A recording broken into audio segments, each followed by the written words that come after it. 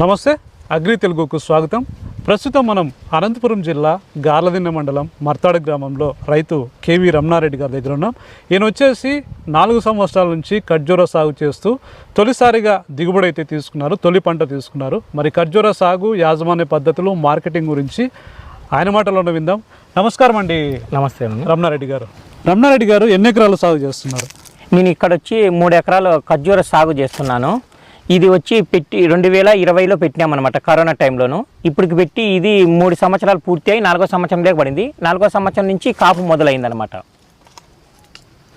రమణారెడ్డి గారు, చాలా పంటలు ఉన్నప్పటికీ మొట్టమొదటిసారిగా ఈ ఖర్జూర ఎందుకు ఎంచుకున్నారు? అంటే మిగతా పంటలు మేము వచ్చి ఫస్ట్లో భూమి వచ్చి మేము వ్యవసాయం చేసినప్పుడు వేరుశెనగను వరి అట్లా పండించే వాళ్ళము. దాంట్లో పెట్టుబడి ఎక్కువ పెట్టినా కానీ కొరగానే లాభం వచ్చేదనమాట. కొత్త పంట ఏదన్నా కానీ ప్రయోగం చేస్తామన్నట్లా నేను ఒకసారి వచ్చిన ఇక్కడ చెన్నైకి ఇది స్టోర్ వెళ్ళినామన్నమాట. చెన్నై స్టోర్ వెళ్ళినప్పుడు రోడ్డు మీద అమ్ముతారనమాట. ఇవి ఏమి పచ్చితికాయలు ఉన్నాయి, మాదిరి ఉన్నాయి, ఉండి చూస్తామని వెళ్ళాను. అక్కడ చూస్తే ఇది పండు తింటే ఫుల్ స్వీట్ ఉందనమాట. వాళ్ళు ఇవి ఎక్కడ ఏం కథ అని అడిగితే ఇక్కడ పక్కన ఫామ్ ఉందన్న, ఫామ్లో నుంచి తెచ్చి అమ్ముతున్నాము అని అన్నారు. తిని చూస్తే ఎంత స్వీట్ ఉందనంటే అంత స్వీట్ ఉందన్నమాట. వాళ్ళ కిలో వచ్చి 200తో అమ్ముతాను అప్పుడు అక్కడ. మరి మీరు ఎన్ని ఎకరాల్లో అయితే సాగు చేయడం జరిగింది?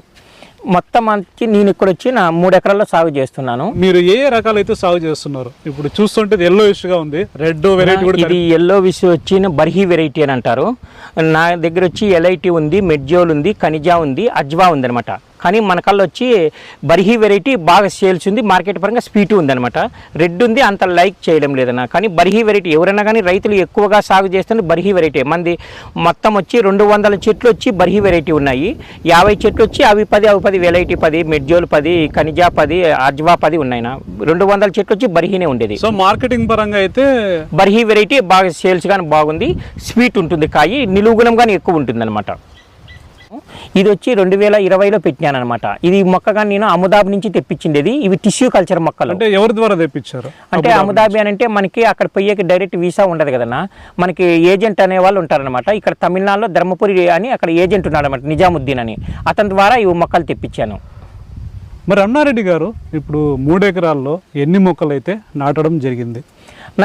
మొక్కకి ఎంత గ్యాప్ పెట్టడం జరిగింది? నేనైతే మొక్కకి ఎటు చూసినా కానీ 20 అడుగుల దూరంతో పెట్టినాను. ఎకరాకు వచ్చి 100 చెట్లు పడినాయి అనమాట. ఇది 3 ఎకరాలకి కలిసి 300 చెట్లు ఉన్నాయి. దీంట్లో వచ్చి మేలు మొక్కలు వచ్చి 50 మొక్కలు ఉన్నాయన్నమాట. ఫిమేల్ మొక్కలు వచ్చి 250 మొక్కలు ఉన్నాయన్నమాట. అంటే ఖర్జూర్ అంటే మేలు ఉండాలా, ఫిమేలు ఉండాలి మన. ఎందుకంటే ఇది పూత సంపర్కం చేయాలన్నమాట. మామూలు మగ మొక్కలు ఆడ మొక్కలు ఉంటేనే ఇది ఖర్జూర్ అయ్యేది, లేకపోతే ఖర్జూర్ కాదనమాట. ఇప్పుడు 100 మొక్కలకి ఒక 10 మగ మొక్కలు ఉండాలి.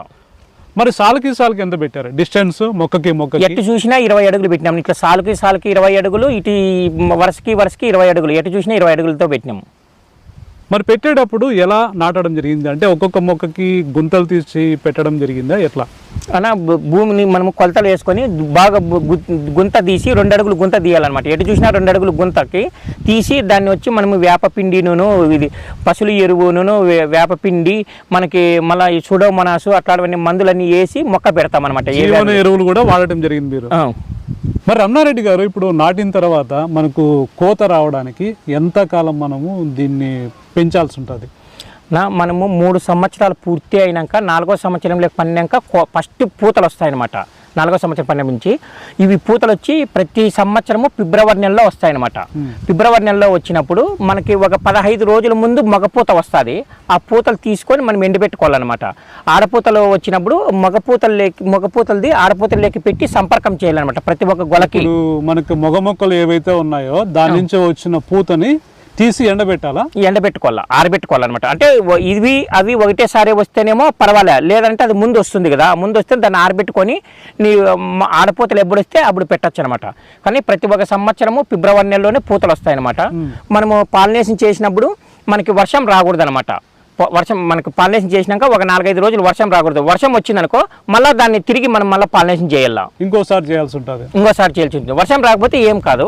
మనకి ఇది పాలినేషన్ చేసినాక మనకి కరెక్ట్ 150 రోజులకి ఇలా పండు అయిపోతుంది, ఎల్లో కలర్గా వచ్చేసింది. ఇది ఇట్లా మార్కెట్లోకి పంపిస్తామన్నమాట. ఇది ఫ్రెష్ ఖర్జూర్ అనమాట. జూన్లో కటింగ్ వస్తుందా? జూలైలో వస్తుంది. మనకి ఎట్లంటే మనం ఫస్ట్ పూతలు కానీ ఒకటేసారి రావన్నమాట. నీకు ఫిబ్రవరి 15 నుంచి పూతలు స్టార్ట్ అవుతాయి. రోజు ఇన్ని రోజు విడతల వారిగా వస్తుంటాయి అనమాట. పూతలు మనకి పగిలినట్లల్లా చూసుకొని రోజు తోటలో తిరగల్లా, చూసి ఎప్పుడు పగిలితే అప్పుడు పాలినేషన్ చేయాలి. మామూలు ఏరే పంటలకంతా తేనెటీగలు సంపర్కం చేస్తాయి, కానీ దీనికి హ్యాండ్ పాలినేషన్ మనమే పాలినేషన్ చేస్తేనే ఇది బాగా కాయ స్వీట్నెస్ గానే వస్తుంది, సైజ్ వస్తుంది. మైన్ అంతా దీనికి ప్రక్రియ, మైన్ పాలినేషన్ ఎంత బాగా చేస్తే అంత క్వాలిటీ వస్తుంది కాయ అనమాట. మరి రమణారెడ్డి గారు, ఎందుకంటే ముందుగా ఇప్పుడు ఏదైనా కానీ మొక్క మంచి దిగుబడి రావాలంటే బాగా అంటే ఎరువులు కానీ మందులు కొట్టుకోవడం కానీ చేయాల్సి ఉంటుంది. మరి దీనికి ఎటువంటి ఎరువులు వాడటం జరిగింది, ఎటువంటి మందులు వాడటం జరిగింది? అంటే దీనికి యూరియా కానీ డిఏపి కానీ కాంప్లెక్స్ కానీ వాడారా? కాంప్లెక్స్లు అట్లాంటివి అయితే వాడలేనా మేము, ఎందుకంటే ఆర్గానిక్లో పోతున్నాము. మామూలు పశువుల ఎరువు, మేకల ఎరువు, కోడి పెంట, అంటే దీనికి ఇంకోటి భూమి అంత హీట్ ఉండాలన్నమాట. అందుకు కోడి పెంటను మేకల పెంట ఎక్కువ వాడతాం అనమాట. గొర్రెల పెంట కానీ కోడి పెంట కానీ ఎక్కువ హీట్ ఉంటుంది. కానీ పశువుల ఎరువు కానీ వేస్తున్నాము. పశువుల ఎరువు వేస్తే కొద్దిగా దీనికి పురుగు వస్తుంది అంటున్నారు, కానీ మేమైతే పశువుల ఎరువు అన్నీ వాడుతున్నాము. కానీ దీనికి మెయిన్ ఏమంటే ఒక రైనోసిరస్ బీటిల్ అని పురుగు వస్తుంది అనమాట. అది మనకి ఇక సుల్లో చూసుకుంటేనా పీస్ అంతా వచ్చేసి ఉంటుంది. అప్పుడు దాన్ని ఎట్లా గమనించేదంటే ఆ పీస్ వచ్చిందే సాట మనం క్లోరిపైరిపాస్ కానీ ఏదైనా కానీ కొద్దిగా మందు మనకి పిచ్చిగా మన ఫిరంగి తీసుకొని మనం చూదులు వేస్తామే, అది ఫిరంగి తీసుకొని దాంట్లో బొక్కలకి ఇస్తేనే అప్పుడు అనేది బయటకు వస్తుంది. సో ఎరువులు అయితే ఎటువంటి రసాయన మందులు వాడాల్సిన పని లేదు. ఓన్లీ మేకల పెంట కానీ పేడ ఎరువు కానీ వాడుకోవచ్చు. మన గేదెల ఎరువు కానీ అవన్నీ బాగా వాడుకోవచ్చు. ఫర్టిలైజర్లు అయితే దీనికి అవసరమే లేదు.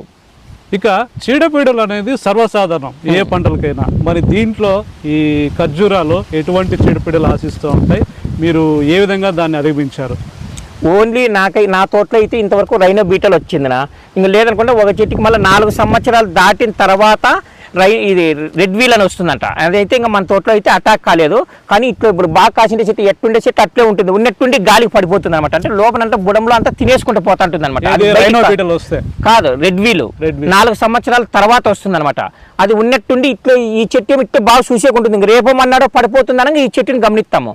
అయ్యాలకి ఇంకా గాలి వచ్చినాక పడిపోతుంది, లోపలంతా తినేసి ఉంటుంది అనమాట. దానికి అదిను రైనోసిరస్ ఈ 2 తప్ప ఇంకా వ్యాధులు అనేది ఏదే కానీ లేదు దీనికి.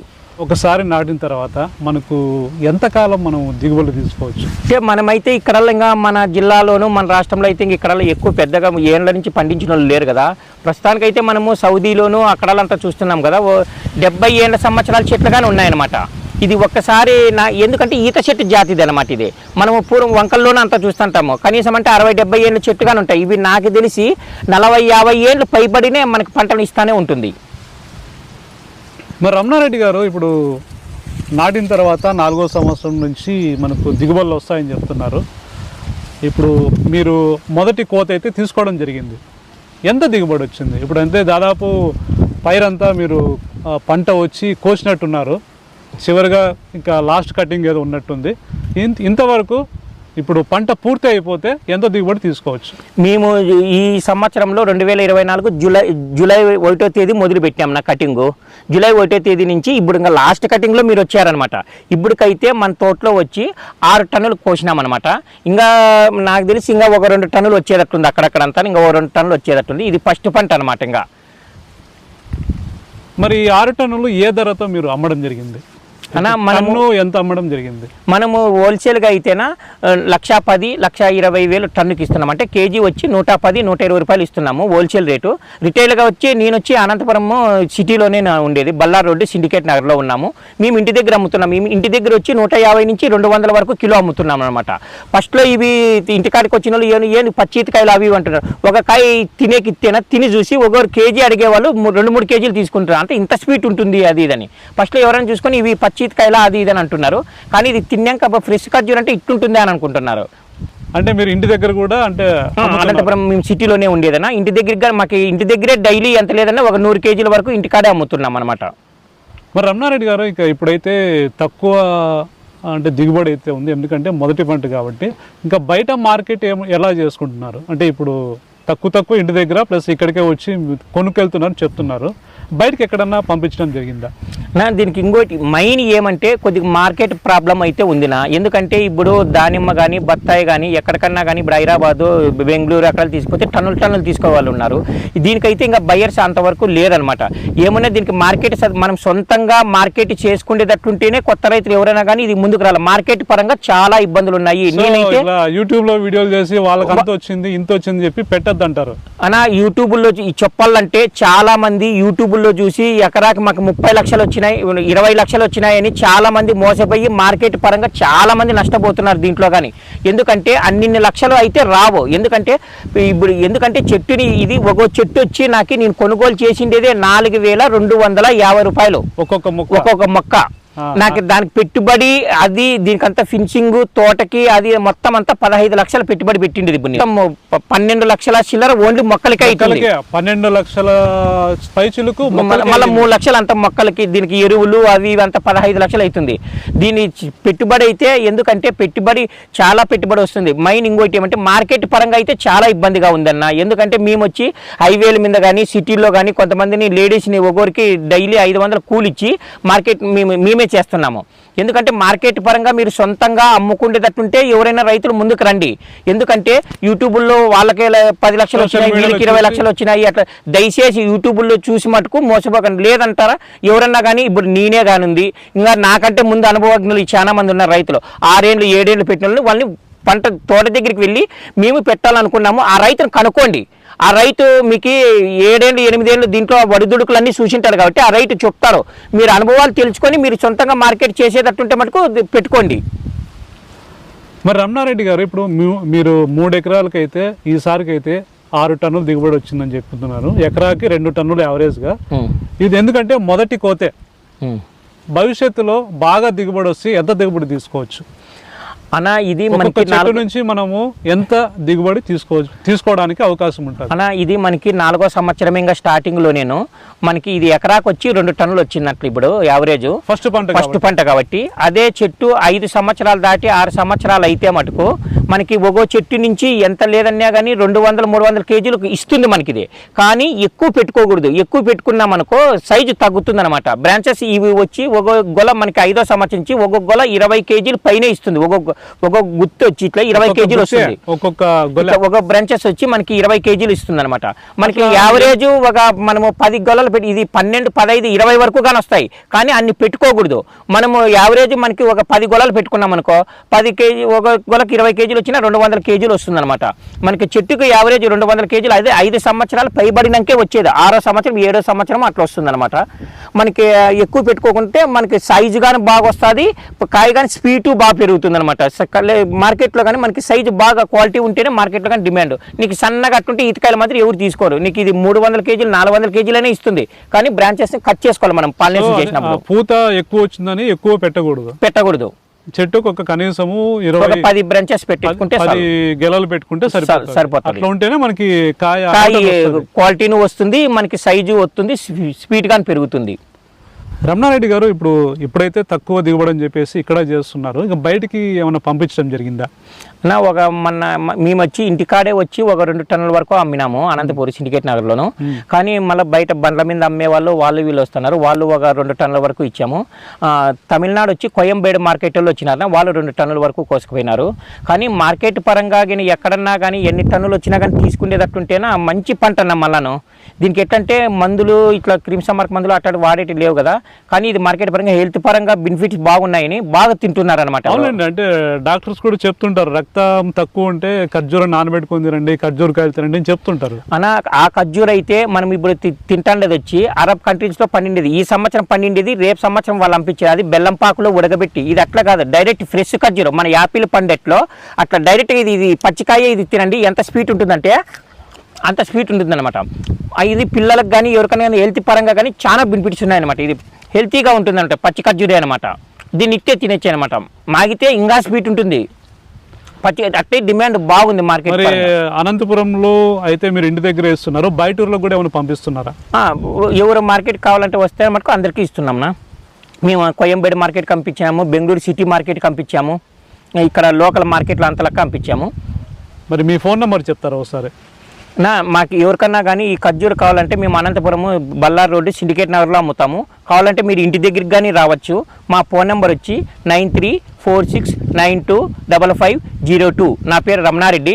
మీ ఎవరికన్నా కానీ మా దగ్గర డ్రాగన్ ఫ్రూట్స్ ఉంటుంది, ఖర్జూరం ఉంటుంది. డ్రాగన్ కూడా చేస్తున్నారా? డ్రాగన్ పండ్స్ అక్కడ 3 ఎకరాలు వేసాం. మనది ఏది పండించినా ఆర్గానిక్లోనే పండిస్తున్నాం అనమాట. హెల్త్ పరంగా ఏదన్నా కానీ మనకి ఆర్గానిక్లో అయితేనే ఆరోగ్యంగా అంతా బాగుంటుందినా. అది కాక కాయ కానీ నీకు ఒక వారం రోజులు నిలువ గుణంగానే ఉంటుంది మనం ఆర్గానిక్లో పండిస్తే. కానీ కాయ మటుకు భలే స్వీట్ నా. ఇది ఒక్కసారి తిన్నారంటే మరీ కావాలని అడుగుతారు ఈ కాయ స్వీట్ ఉండడం వల్లను. కాయ భలే స్వీట్ ఉంటుంది అనమాట. ఇది ఫ్రెష్ ఖర్జూర్ అనమాట. సేమ్ మనకి యాపిల్ పండు ఎట్లుంటుందో అంటే స్వీట్ అంటే అంత మధురంగా ఉంటుంది అనమాట. ఇది ఒక్కసారి తినండి. మెయిన్ ఏమంటే హెల్త్ పరంగా బెనిఫిట్స్ బాగున్నాయంటే పిల్లల నుంచి ముసలోళ్ళ వరకు అందరూ బాగా ఇష్టపడుతున్నారు అనమాట. ఎందుకంటే మనకి బెల్లంపాకలో ఉడకబెట్టినది ఖర్జూర్ అయితే అది మనకంతా మనకి బంక చేతి కత్తుకుంటుంది. ఇది అట్లా అంటే కాదు, ఫ్రెష్ ఖర్జూర్ అనమాట. చూసేకి కానీ ఎంత నాణ్యంగా ఉంటుందంటే అంత నాణ్యంగా ఉంటుంది. తినేకి కానీ సూపర్తో ఉంటుంది అనమాట. ఒకసారి 1 కేజీ తీసుకునే వాళ్ళు మళ్ళాసారి వచ్చి ఒక 2-3 కేజీలు అడుగుతున్నారు అనమాట. ఇవి ఇదండి రమణారెడ్డి గారు ఖర్జూర సాగు గురించి, యాజమాన్య పద్ధతులు, మార్కెటింగ్ గురించి చాలా వివరంగా చెప్పారు.